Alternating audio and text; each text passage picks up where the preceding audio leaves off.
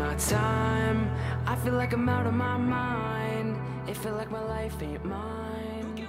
Welcome to Project Mayday. This is Bree. And Zeph. And we have a special guest, a U.S. Marine Corps Chief Warrant Officer 3, Chad Casons. So hi, nice to have you. I'm going to introduce you a little bit. He's currently stationed at the Marine Corps System Command in Quantico, Virginia. He joined the Marines in 2003 and is now a Chief Warrant Officer 3, but was enlisted until 2015. He was a staff sergeant when he was selected to become a warrant officer, and he is originally from Escondido, California, but enlisted out of South Lake Tahoe, California. He is a ground ammunition officer and currently works in acquisitions. His current responsibility is that he's in charge of medium caliber and small arms ammunition for the entire Marine Corps and works closely with industry. He served as drill instructor from 2013 to 2015 at the Marine Corps Recruit Depot in San Diego, and he has deployed to Afghanistan and Djibouti, Africa. So welcome. We're so pleased to have you. Yeah, thanks for having me on. It's exciting. Glad to be here tonight. So we really want to focus on what maybe the stereotypes of mental wellness in the U.S. Marine Corps, your experience with some of these things, including some prevention and education that we've heard of, and maybe your own struggles for mental wellness. All right. So just as a reminder, these views are my personal and not those of the Marine Corps directly. Just got to throw that in there. And it's just based off my personal experiences. All right. Good to know. So, Chad, first and foremost, man, what attracted you to join the U.S. Marine Corps? Well, that's a good question, but for me, I think it was pretty easy. I've always, ever since I was a little kid, I wanted to be in the military, and it wasn't until I was older that I really started to explore the different services. And honestly, I settled on the Marine Corps because I wanted to be challenged. It might be kind of cliche, but I honestly do love challenges, and being part of the premier fighting force for the U.S. is, I mean, I couldn't pass that chance up. So, yeah. Well, I think it's pretty incredible. The U.S. Marine Corps obviously has a great reputation, and they're also doing some really incredible things with preventative care that we've talked about previously. And in your opinion, how has the U.S. Marine Corps played a critical role in educating Marines, either seasoned or new, and maybe their families about the value of mental health? All right, so great question. That's actually one of the key parts that I actually am a part of personally. Is I am an instructor of this one course that's required annually for all Marines from private to general. And that course is called the Unit-Based Marine Awareness and Prevention Integrated Training. And basically this course goes over everything from mental health to emotional, physical health, spiritual health, as well as how to apply that not only to yourself, but to your peers, as well as family members. Oh. And is this mandatory? This is a mandatory class, and every Marine must take it every year, to include the instructors. So, yes, I will teach it, and then I will receive it myself. So, well, that's pretty interesting. It's a very in-depth program. I've been an instructor for this since its first inception back in 2009, and now it's just transformed, and I think gotten even better over the years, and really much more in depth. I think it provides a lot of great tools and resources. Was that something you volunteered for, or did you choose to do it, or? Actually, yeah. When it first started, I was a sergeant, and I volunteered for it. And then after that, as I've grown through the ranks, I've just seen becoming more mature. I'm able to see a lot of more of the issues that go on. And so I wanted to keep apprised of it and really just grow with the program. Since I'm already a part of it, might as well keep everything up to date and learn the new tools as I'm supposed to be teaching them. You know, I find this really interesting because in private industry, there's no such thing. There's no mandatory mental health training. There's the stereotypical laws of sexual harassment training that you have to do, and HIPAA laws, and violence in the workplace and infectious disease. But there's nothing on mandatory mental wellness training or spiritual health. Yeah. I mean, even physical training. I mean, every different sect of private industry, police, fire, not as much EMS per se, but they don't even have physical health strict guidelines in every single first responder industry. It's usually company by company for private industry of EMS. I know obviously fire and police, they have their own rules, but I find that very interesting that in one course, you take every different aspect of being a whole person and you make it mandatory every year that you have to do self-examination. Right. Yeah. It's I think it's fantastic. Yeah. Is it sometimes some of the same information? Yes. But in all actuality, you still get a lot of involvement and feedback from especially the junior troops. So is there any negative kind of pushback about this? Or since it's been going on a decade, I'm assuming it's widely accepted with the soldiers, with the Marines. Oh, yeah, it's definitely, me personally, I haven't really seen any negative feedback. It's, it's another mandatory course that you have to take in person. You can't take it online. A lot of the feedback that I get anyways, it's actually pretty positive. You get a lot of the Marines coming up either during breaks of the course, because it's multiple hours that we do this, or immediately afterwards, either asking for extra resources or asking for tips and advice, as well as it's one of those courses where it brings out a lot of involvement. You're not just sitting there talking to students staring off into space. Mm-hmm. These Marines are actually involved, and they are more open to sharing their personal experiences. Gotcha.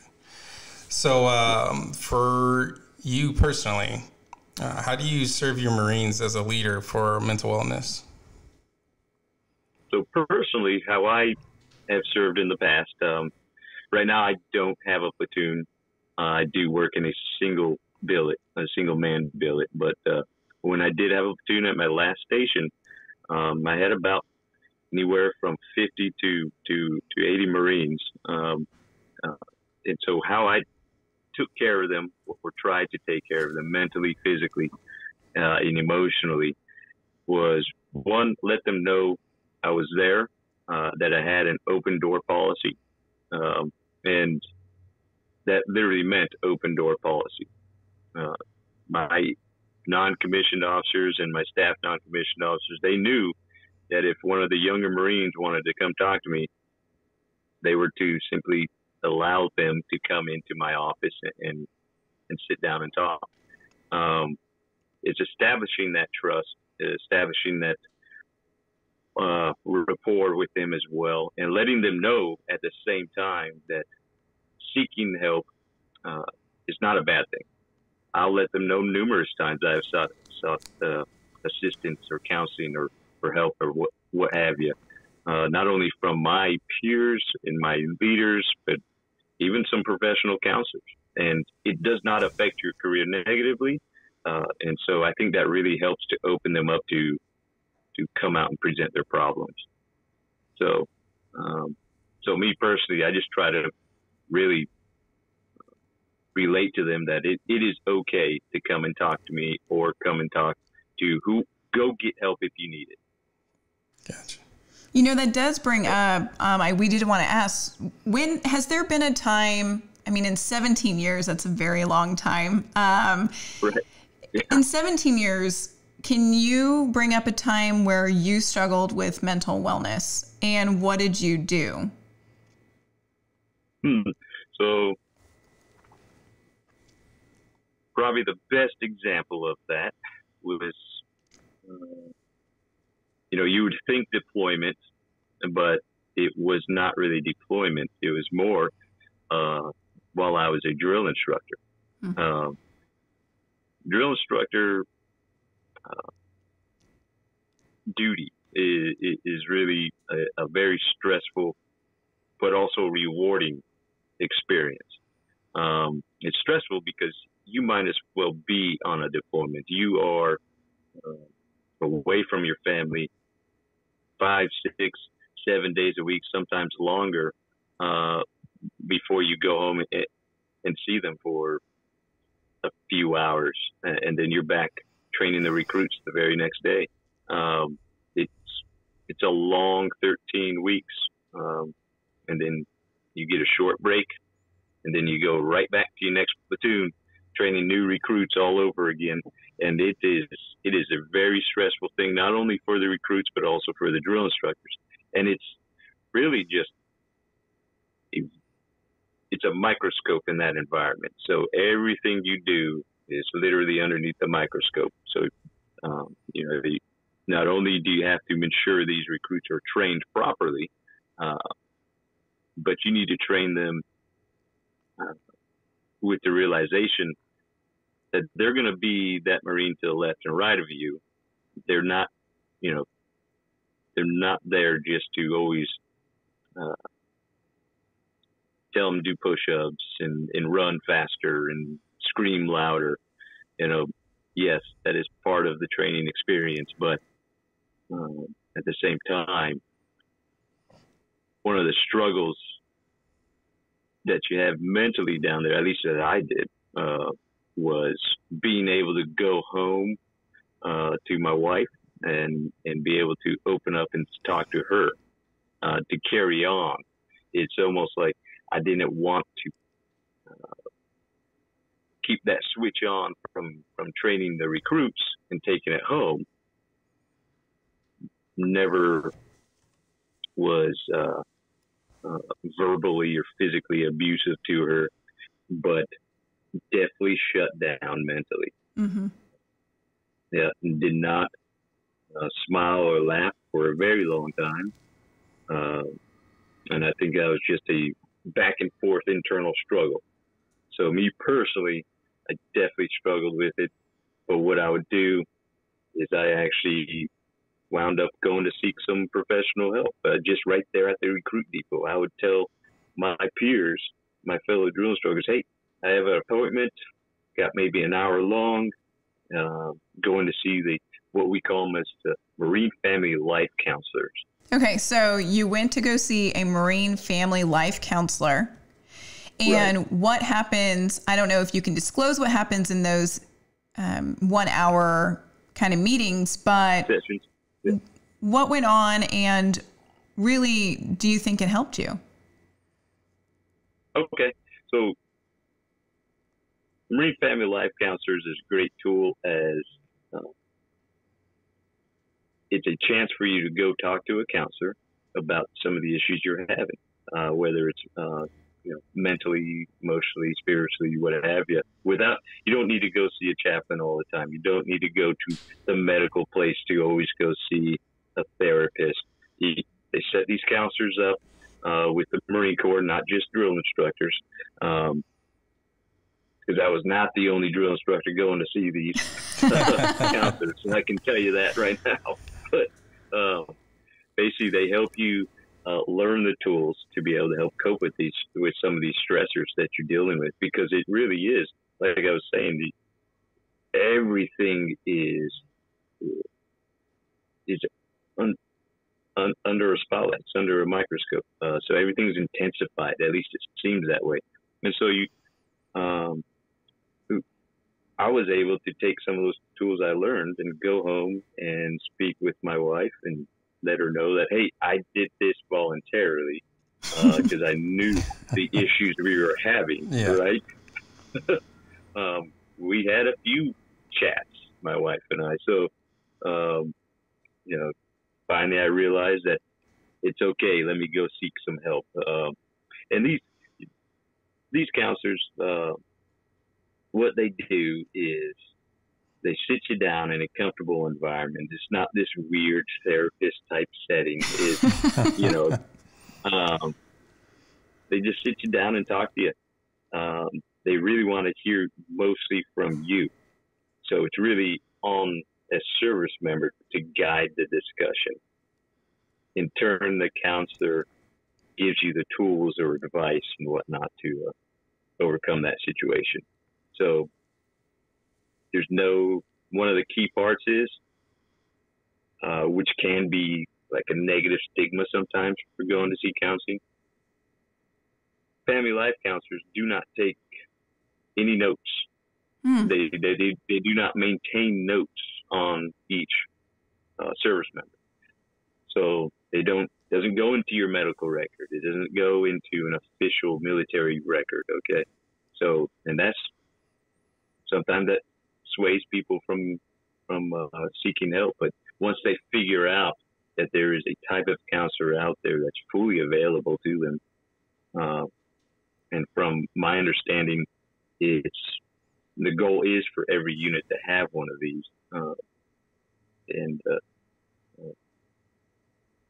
Once that stigma's out, that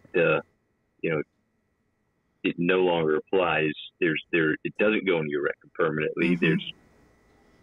They don't even enter it in the medical record. So it's fantastic because it kind of relieves that part of the stigma of seeking help meant for any mental or stressors that you're having. So it's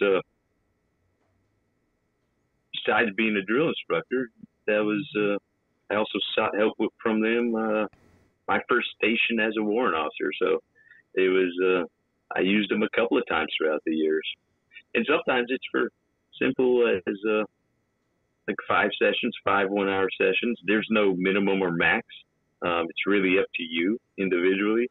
And another time I would go and check in on with my counselor once a month.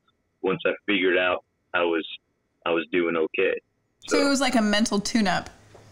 You kind of just got a little mental tune-up there. Yeah, for sure. I don't think people understand. It's like, it's stressful being under the microscope, but it takes a certain person and a certain mindset to look through the microscope. And, I'm not sure how it is with your experience, but for me, as a fire captain, training recruits and things along those lines, it's like, you make big deals about big things and you make big deals about small things as well, because you're trying to teach attention to detail. And if you're constantly looking through that microscope 5, 6, 7 days a week, I mean, it's hard to get yourself out of that mindset. I'm sure you bring it home, obviously. Oh, yeah. I mean, I know I do with my kids. I notice, I'm a lot harder on them when I got recruits, and, when they get out probation, you can relax a little, and, it's hard. It's hard to turn that switch off. So I can definitely see how being a drill instructor could affect your home life. Oh yeah, it's you hit it right on the head. You don't want to leave that switch on, but sometimes you just can't help it. And then the exacting stress of ensuring that attention to detail is a lot of times drives your attitude once you go home, or at least it's still back there in the back of your mind. Like, and you don't know quite how to maneuver sometimes between recruits and family. Yeah. So there's a difference. Mm-hmm.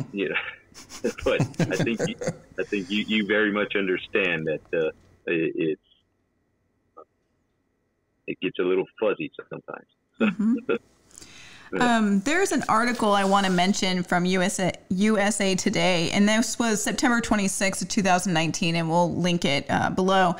But it actually says that seeking help is not a sign of weakness, it's a sign of strength. McCarthy said, all of us are responsible for the care and safekeeping of our teammates and their families, and for being there for one another and encouraging those in need to get help. So with this quote talking about seeking help's not a sign of weakness. Let's break this down. What's a general stereotype, in your opinion, since you've been in the Marines for 17 years? What is the stereotype of mental unwellness as a Marine? What have you heard? So,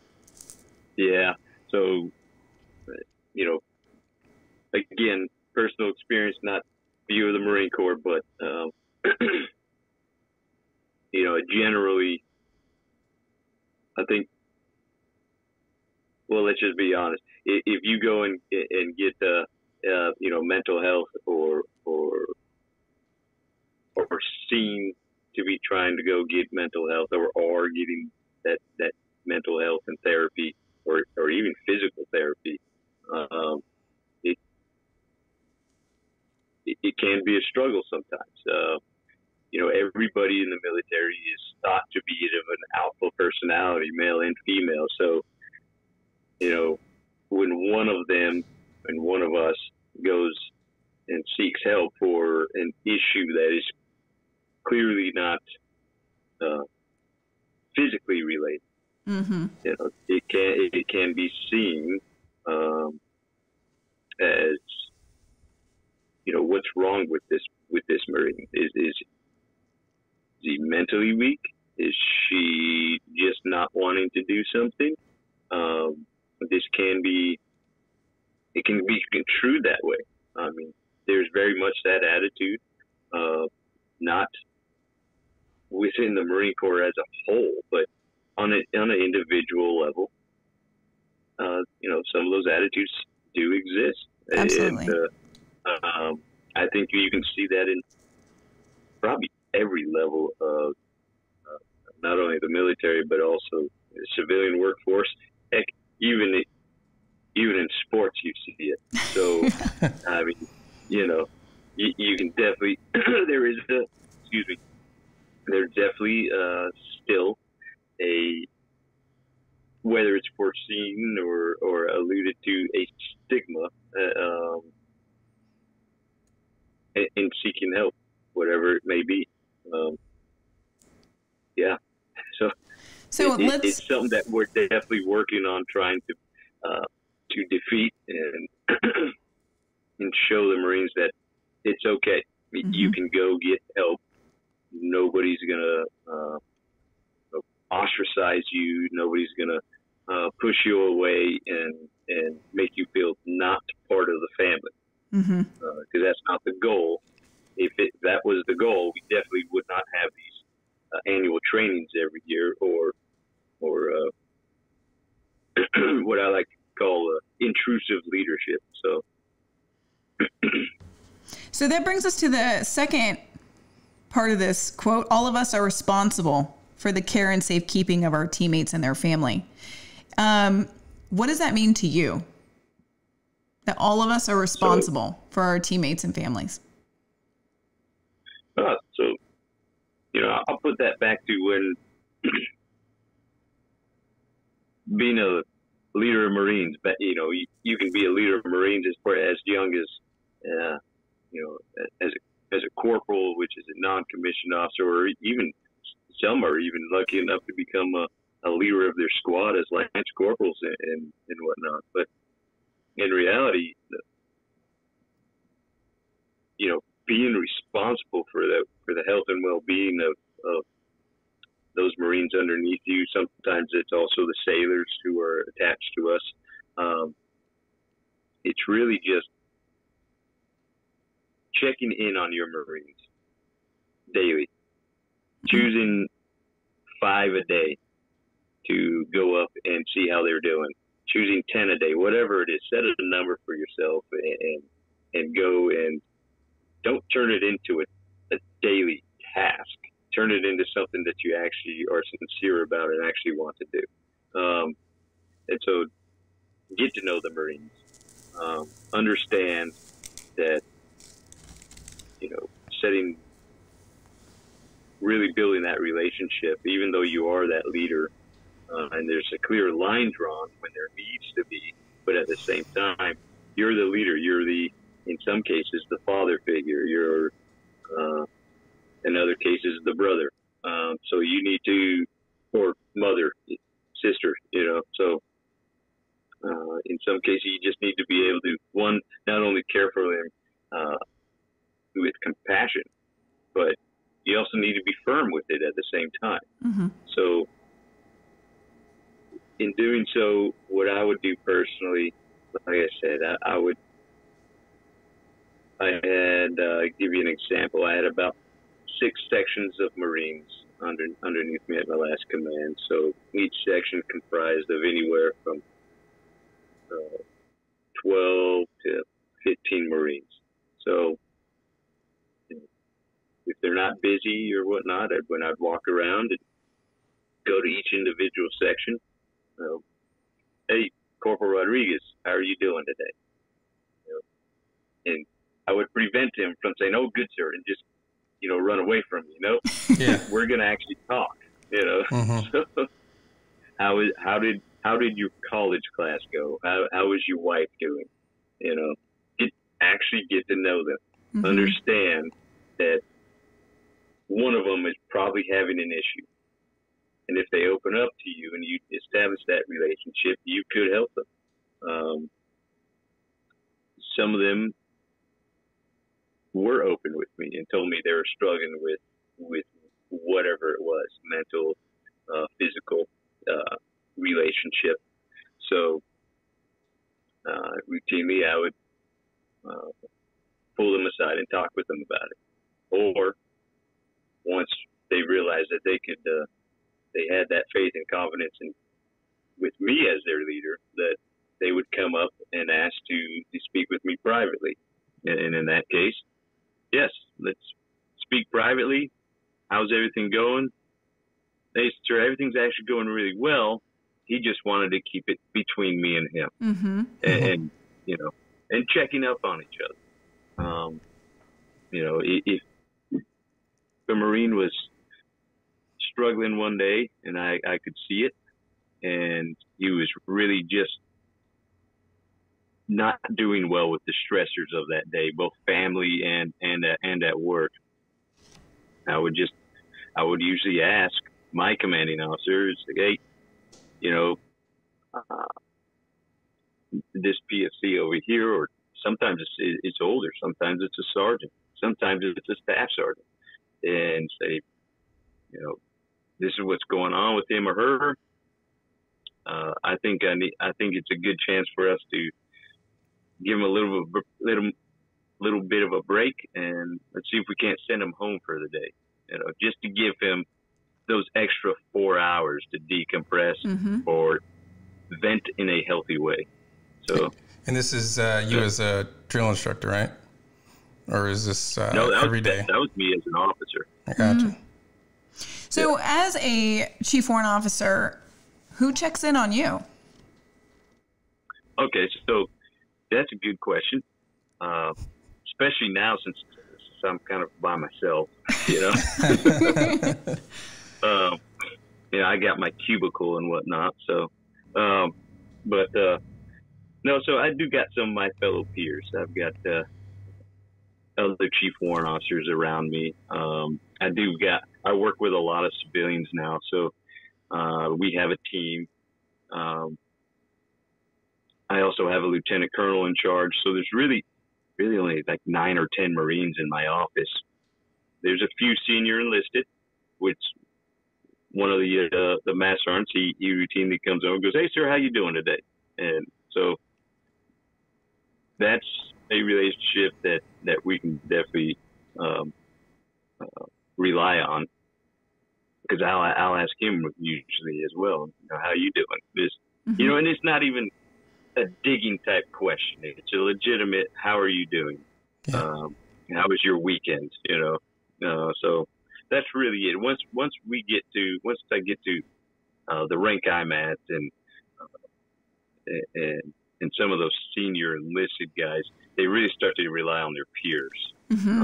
to check up in on them. So sometimes in a deployed environment, an austere environment, which is a much smaller community, sometimes it could be a junior Marine that comes up and says, "Hey, sir, you doing okay today?" I actually had one corporal come up to me out in a training environment of all things, not even deployed. And I must have been looking pretty angry that day or something. But he came up and he said, "Hey, sir, yeah, what do you want?" He said, "Well, how you doing today?" I was, "That's an odd question. What?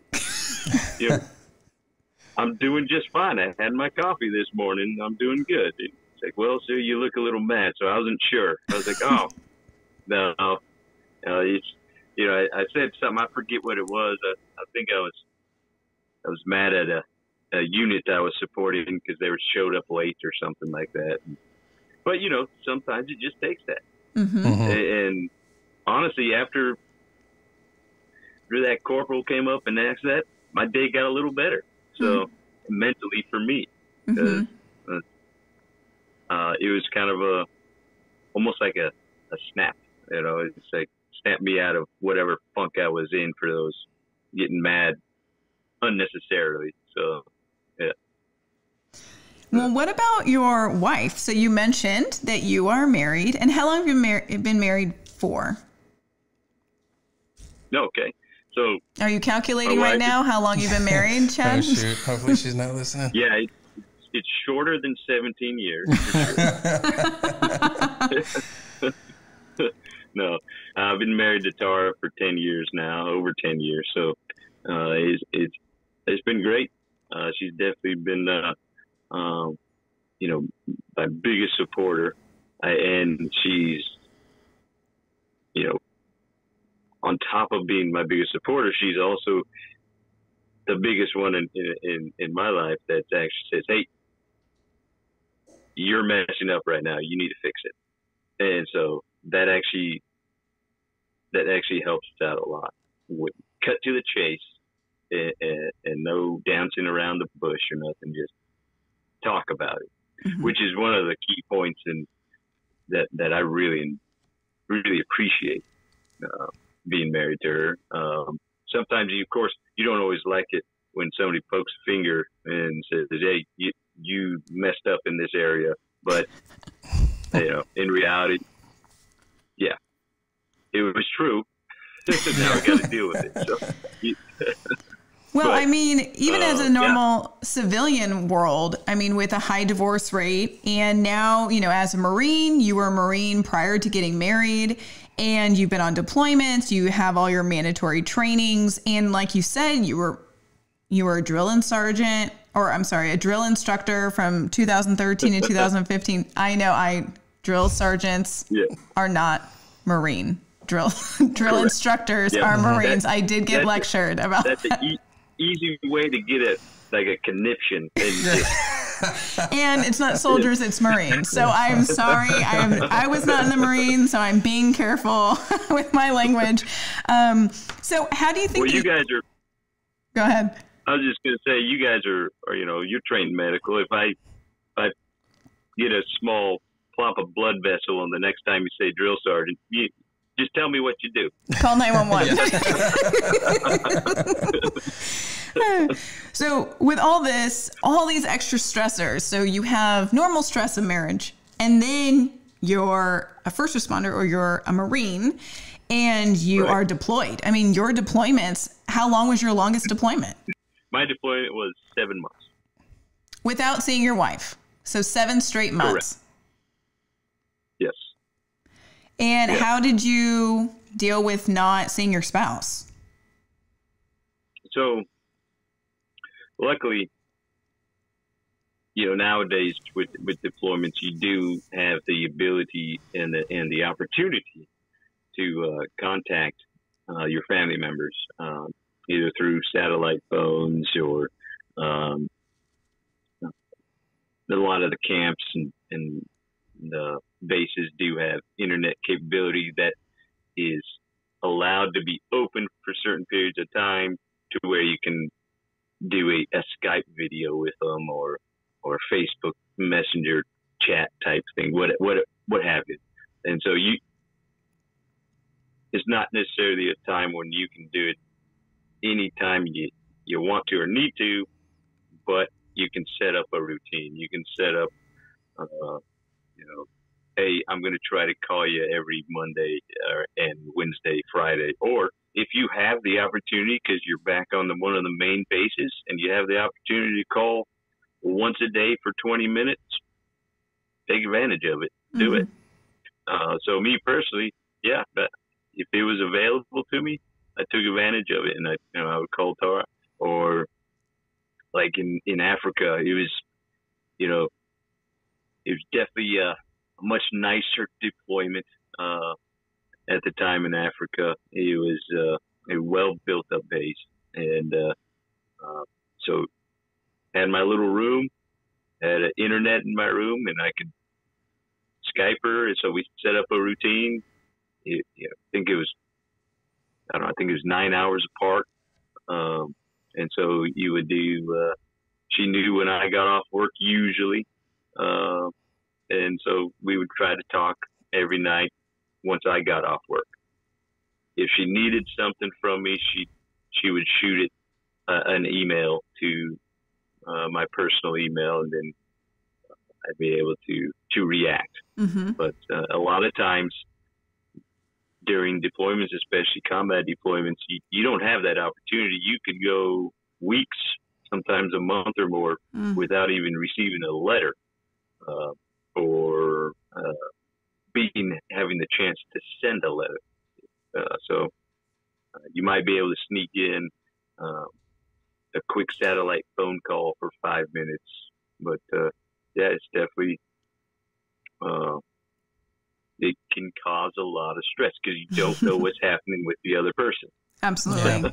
So are there resources? Are there resources for families? Like if Tara was struggling, your wife, could she reach out? Are there resources for her? Oh yeah. Yeah, there's quite a bit of resources. I can't even name them all right now, but one of them is there's a Marina wife network. There's where a lot of the wives of the units or the officers, they'll get together. They'll have Facebook chats, and it doesn't even have to be wives anymore because, as we know, females are fully integrated into the Marine Corps, the military as a whole. And so it could be a single dad at home who's not in the military, but his wife is.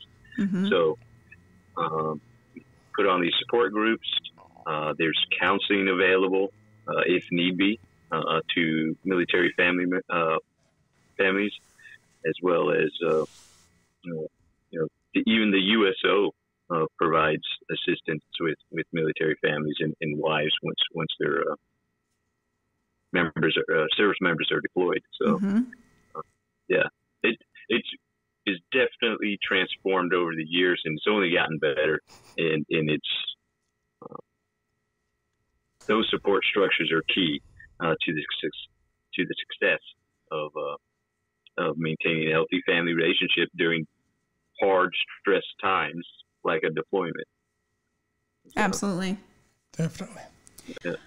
All right. Well, we want to thank you for your perspective, and I'm so excited to highlight the preventative work of the U.S. Marine Corps. And honestly, what we've learned in the civilian world, a lot of things start in the military and trickle into civilian world. Okay. And we really appreciate it. So when we wrap up our podcast, we end with 5 rapid fire questions. And Zeph's going to explain how this works. Yeah. So 5 rapid fire questions, 1 phrase or 1 word answers for them. And go ahead. You said 1 phrase or 1 word? Yeah. 1 phrase or 1 word. And, it's just going to be one after another. First thing that comes to your mind. All right. Okay. All right. Is there a prize afterwards? Maybe. All right. So first one, if you were a superhero, what would your superpower be? Superpower. It would definitely be, oh Lord. Rapid fire. Flying. Flying? Flying. All right. Yeah. All right. You said rapid fire. Where would you want to retire? Anywhere in the world? Any of the world, it'd definitely be probably in the Midwest, maybe Eastern Tennessee, Missouri. Okay. Yeah, got to have some land. Yeah. So you're saying you want to get away from people? Is that what you're saying? Yeah. All right. So who's your favorite comedian or actor? I've got to put it back to Robin Williams.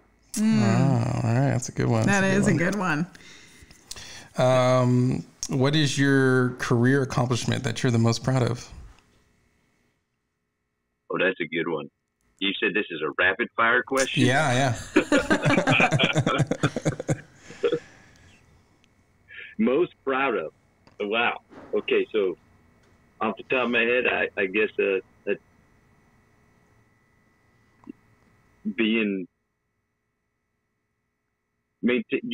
finally achieving my goal of becoming an officer in the Marine Corps.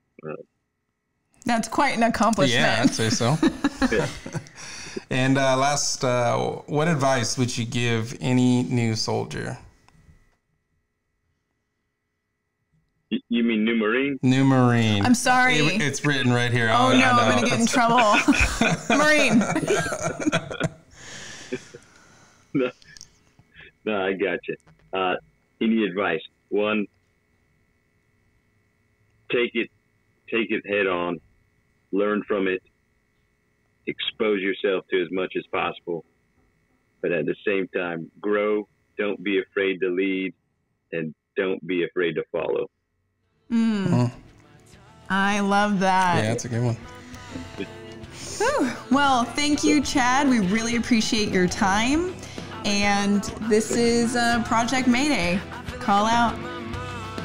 That's outstanding. Appreciate it.